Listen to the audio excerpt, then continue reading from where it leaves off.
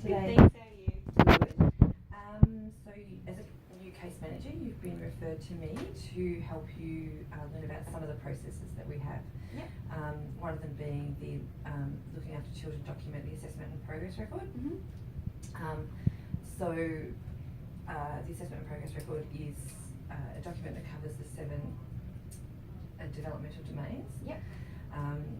And it basically is like measurements and weight, and it also looks at emotional, behavioural, quite a lot of information that we can track children about how they're developing. Yep.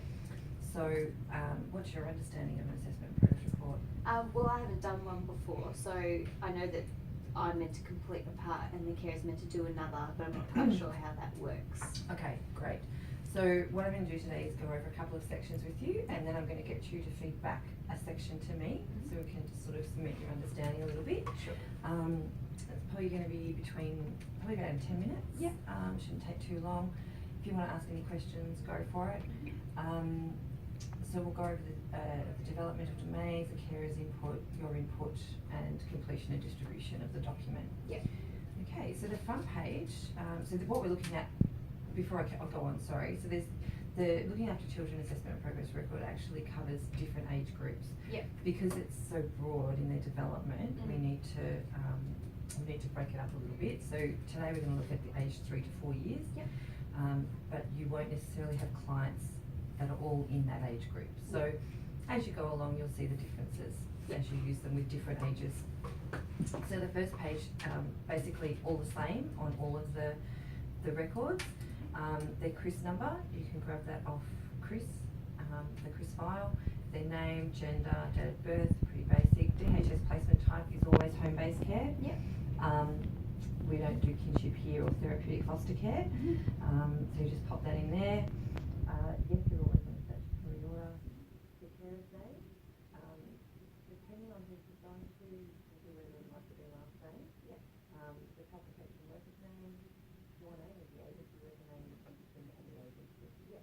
Okay, so it's the name of the phone. Yeah. Absolutely. The carer's name and the child's name.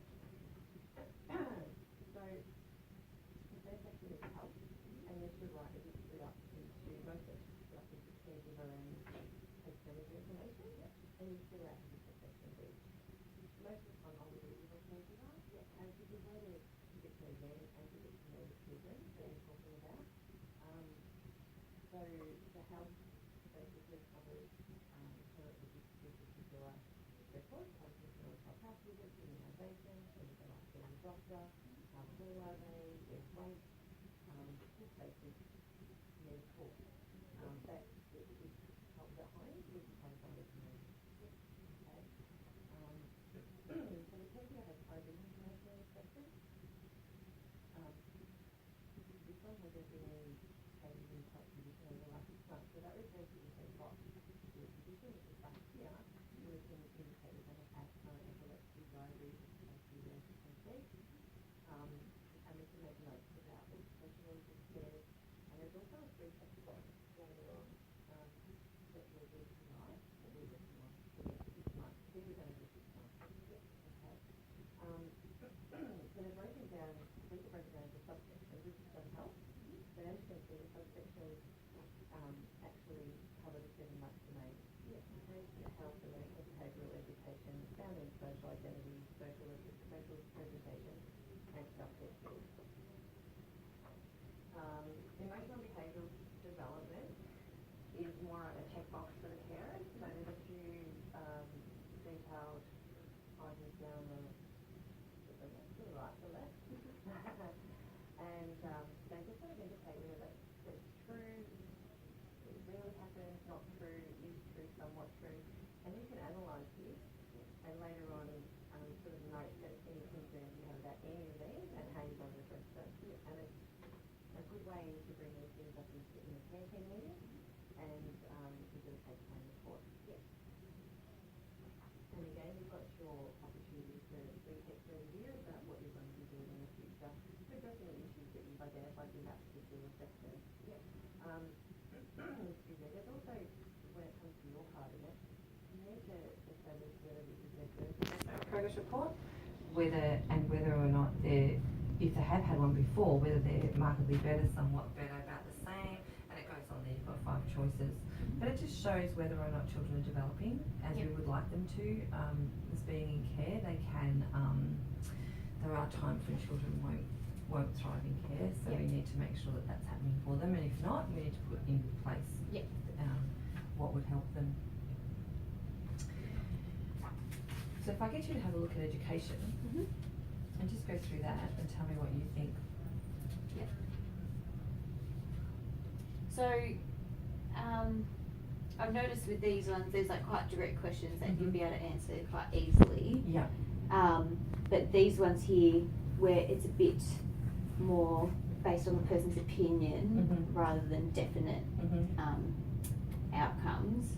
If your opinion differs from the caregivers, what would you do in that section? Because this is the caregiver section. Is there an opportunity to say that you disagree with their answer, or can you change their answer? What would you do? So I would probably have a conversation with the carer about that and ask them why they think that's that their answer is the correct answer, because they're the ones living with the child 24/7. We go and see them once a fortnight, once a month. So if that's something that they're really adamant about, we can have maybe an independent person come in and assess that. So have them assessed if it's a psychological issue, if it's an educational issue, whatever it is, we can have the paediatrician perhaps have a look at the development of that particular thing that we're talking about. And it takes you out of conflict with the carer then, because it's not about you disagreeing with them, but you are able to say, that's great that you pointed that out, perhaps that's something we bring up with the paediatrician at the next visit. Yeah? And so that way, you get an outcome that isn't you, and it's a third party, and it's someone who, that's their job to make that sort of assessment. And so that, in that case, you would definitely pop that into the objectives and goals. Yeah. That's good. And so if you have a look at yours, your section here, so so how far have the following objectives been met? So you need to go through these, and sometimes it's easier to answer these with the carer, the carer's input, because, and particularly being a new case manager, it's how you're going to get to know your children. That sounds good. Any questions? No, I think you've covered it all pretty well. Yeah, seems pretty straightforward. Okay, so I'm not going to go through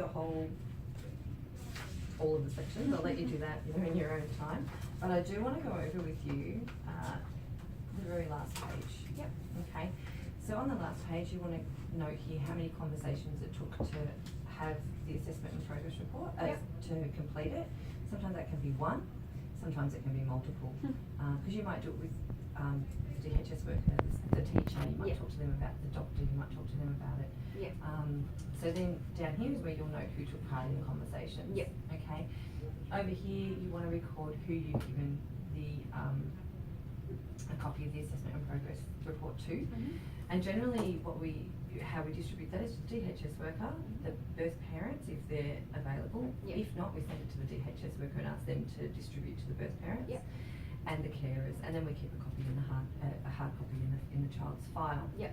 And then we also record when we're going to do the next review of the care and placement plan, because this will feed into that. So you can take the information from here and pop it into the care and placement plan, and vice versa. So you use them in together to keep a track of the development of the child.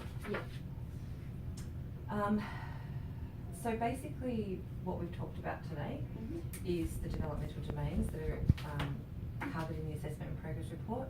The carer's input is one part for the carers, one part for the case manager, and about the completion and distribution of the assessment and progress report.